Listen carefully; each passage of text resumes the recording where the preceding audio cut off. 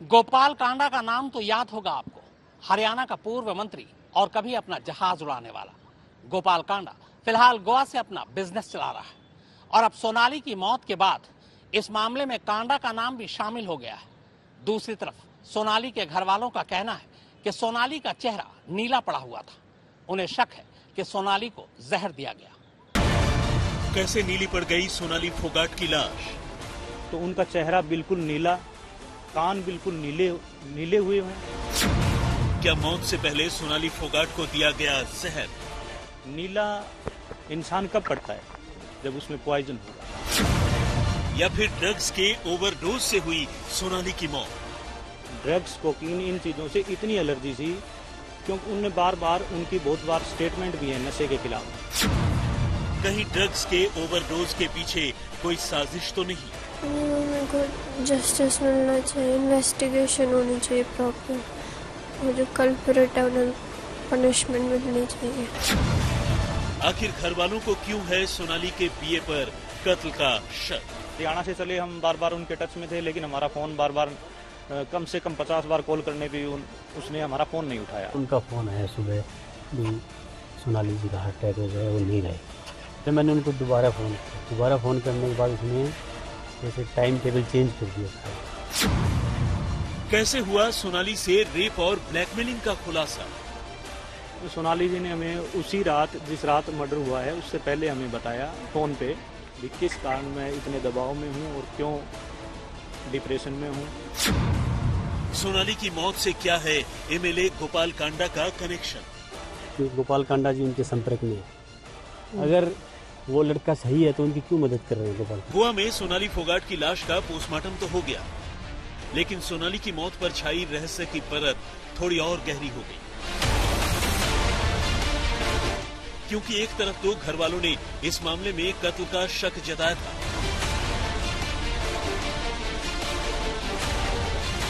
वहीं अब पोस्टमार्टम में सोनाली के जिस्म पर किसी भारी चीज से चोट के निशान पाए जाने की बात सामने आई। अब सवाल यह है कि यह चोट सोनाली को कैसे और किन हालात में लगी।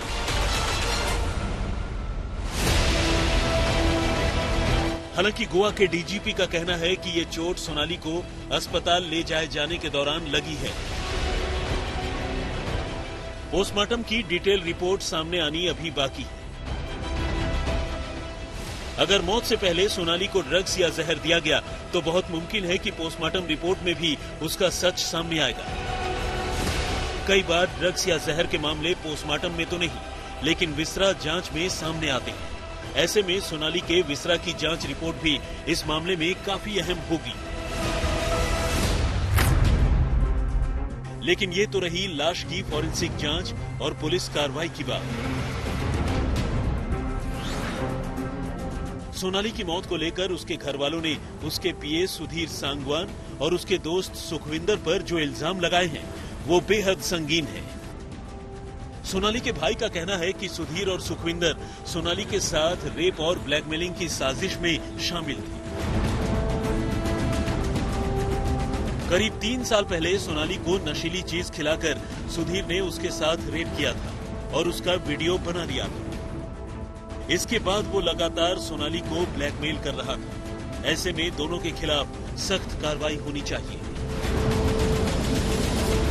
और उन्होंने एक वीडियो भी वायरल कर रखी थी तीन दिन से, जो गुरुग्राम के एक क्लब की थी। अच्छा, वो गोवा का नहीं है? वो गोवा का नहीं है, वो करली नाचती नजर आ रही हैं। वो गुरुग्राम का है, 2 महीने पहले का। अच्छा। तो उनकी छवि को बदनाम करने के लिए भी देखो, ये तो खुद अपने मर्जी से आई है, डांस कर रही है, इसको तो बॉडी में कोई दिक्कत नहीं।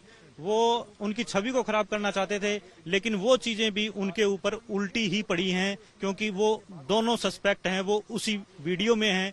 और लास्ट में वीडियो में वो सुखविंदर है, वो ऐसे करके उसने वीडियो बनाई है और ऐसे करके वो अपना फोन वापसी लेता है, यानी सोची समझी साजिश के तहत उसने वो वीडियो बनाई थी। गोवा की पुलिस ने ये कहा है कि उन्होंने ब्लड सैंपल तो ले लिए हैं सस्पेक्ट्स के, लेकिन अभी तक ना तो उन्हें डिटेन किया है, ना ही अपनी गिरफ्त में लिया है।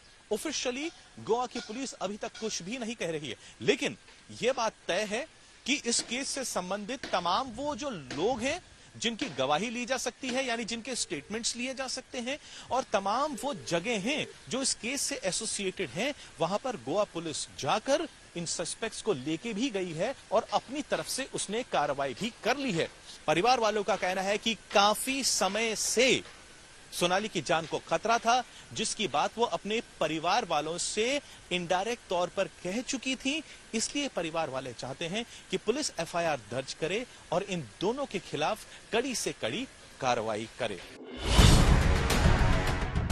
घर वालों की माने तो सोनाली ने अपने साथ सालों से चल रही इस ज्यादती के बारे में उन्हें पहले नहीं बताया था, बल्कि मौत से एक रोज पहले उसने अपनी मां और बहन से अपना दर्द बयान किया था। सोनाली जी ने हमें उसी रात, जिस रात मर्डर हुआ है, उससे पहले हमें बताया फोन पे भी किस कारण मैं इतने दबाव में हूं और क्यों डिप्रेशन में हूं, क्या चीजें चल रही हैं। तो उस दौरान बताई, उसके बाद में हमें पता चला। पहले ऐसी कोई हमें जानकारी नहीं थी। अगर ऐसे पहले हमें कोई इस चीज का आभास भी होता तो ये घटनाक्रम नहीं होता। घर वालों ने इस मामले में हिसार के एमएलए गोपाल कांडा पर भी इल्जाम लगाया है और कहा है कि गोपाल कांडा सोनाली के कातिलों को बचाने की कोशिश कर रहे हैं, क्योंकि सोनाली के पीए सुधीर का साथी सुखविंदर गोपाल कांडा का पुराना आदमी है। एमडीएलआर एयरलाइंस के मालिक रहे गोपाल कांडा पहले भी विवादों में रहे हैं। उन पर उनकी कंपनी में काम करने वाली एक लड़की गीतिका की मौत के मामले में भी इल्जाम लग चुका है और अब एक बार फिर इस मामले में उनका नाम सामने आया। सुखविंदर सांगवान है उनके साथ, जो उनकी मदद कर रहे हैं। उनके गोपाल कांडा जी उनके संपर्क में है। अगर वो लड़का सही है तो उनकी क्यों मदद कर रहे हैं गोपाल कांडा जी? उधर तमाम राजनीतिक पार्टियां तो खैर इस मामले की जांच की बात कही रही हैं, लेकिन आम आदमी पार्टी के हरियाणा के पूर्व प्रदेश अध्यक्ष नवीन जयहिंद ने कहा है कि पीए सुधीर और उसका दोस्त सुखविंदर तो छोटी मछलियां हैं। मामले की जांच होने पर साजिश में कई बड़े मगरमच्छों का चेहरा सामने आना तय है। सोनाली फोगाट का पोस्टमार्टम तो हो चुका है और परिवार वाले बॉडी लेकर दिल्ली के लिए रवाना भी हो चुके हैं, लेकिन कहानी यहां पर खत्म नहीं होती है। पोस्टमार्टम के बाद यह बात सामने आई है कि सोनाली के शरीर पर कई चोट के निशान पाए गए हैं। तो आखिर मौत की असल वजह क्या रही? पुलिस इन्वेस्टिगेशन पर अब सबकी निगाहें बनी रहेंगी। कैमरा पर्सन राजू नामदार के साथ पंकज उपाध्याय, गोवा आज तक। सोनाली फोगाट सोशल मीडिया पर काफी एक्टिव थी। विवादों से भी उनका पुराना नाता रहा है। सार्वजनिक रूप से एक शख्स की जूते से पिटाई का उनका वीडियो भी खूब वायरल हुआ था। बिग बॉस में भी उनके अंदाज को लोगों ने काफी पसंद किया था। लेकिन ठीक सोनाली की तरह ही 2016 में उनके पति की भी रहस्यमयी हालत में मौत हो गई थी। हरियाणा के फतेहाबाद की रहने वाली सोनाली फोगाट का सफर बेशक तमाम संघर्ष और उतार चढ़ावों से भरा हो, लेकिन उनकी जिंदगी अपने आप में किसी परिकथा से कम नहीं थी। वो शुरू से ही एक अभिनेत्री बनना चाहती थी। उन्होंने दूरदर्शन में एक हरियाणवी प्रोग्राम की एंकरिंग से अपने करियर की शुरुआत की, लेकिन तकदीर ने आखिरकार उन्हें एक सियासतदान बना दिया। लेकिन इससे पहले कि सियासत की दुनिया में वो और ऊंचे मुकाम हासिल करती, महज 42 साल की उम्र में उनकी मौत हो गई। उनकी मौत की शुरुआती वजह हार्ट अटैक बताई गई है, लेकिन घर वालों के साथ साथ उनके बहुत से चाहने वालों को लगता है कि शायद उनकी मौत के पीछे कोई साजिश है। फतेहाबाद की सोनाली सिंह की शादी हिसार के रहने वाले संजय फोगाट से हुई थी, लेकिन शादी के कुछ ही साल बाद यानी 2016 में उनके पति संजय की अपने खेतों में रहस्यमयी हालात में मौत हो गई। अपने पति की मौत के वक्त वो मुंबई में थी। सोनाली और संजय को एक बेटी है, जिसकी परवरिश का जिम्मा अब अकेली सोनाली पर आ गया था और सोनाली इसे बेहतरीन तरीके से निभा भी रही थी। लेकिन अब अचानक उनकी मौत ने मासूम बच्ची के सिर से भी मां का साया छीन लिया।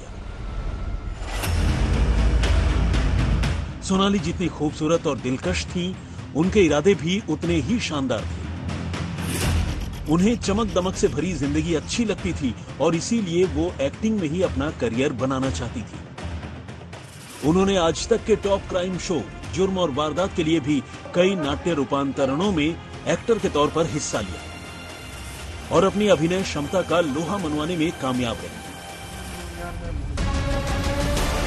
सोनाली का विवादों से भी नाता रहा और वो विवादों के चलते कई बार चर्चे में रही। सोशल मीडिया पर जून 2020 में एक वीडियो खूब वायरल हुआ था। वीडियो में सोनाली फोगाट गल्ला मंडी के एक अफसर को चप्पल से मारती हुई नजर आई थी। इस पर खूब बवाल मचा था, जिसके बाद उनके खिलाफ मुकदमा भी दर्ज हुआ था। साल 2019 में विधानसभा चुनाव के दौरान सोनाली अपने एक भाषण के कारण भी विवादों में रही थी। उन्होंने हिसार के एक गांव में एक रैली के दौरान लोगों से भारत माता की जय के नारे लगाने को कहा था। सोनाली ने इस दौरान कहा था कि जो लोग नारे नहीं लगा रहे हैं वो जरूर पाकिस्तान से हैं। हालांकि बाद में सोनाली फोगाट ने अपने इस विवादित भाषण पर भी माफी मांग ली थी। सोनाली फोगाट बीते साल अपनी बहन और बहनोई के खिलाफ पुलिस में मारपीट की शिकायत दर्ज करवाने पहुंची थी। बिग बॉस 14 में उनकी वाइल्ड कार्ड एंट्री हुई थी। अपनी छोटी सी परफॉर्मेंस में भी उन्होंने लोगों का ध्यान अपनी ओर खींचा था। आज तक ब्यूरो।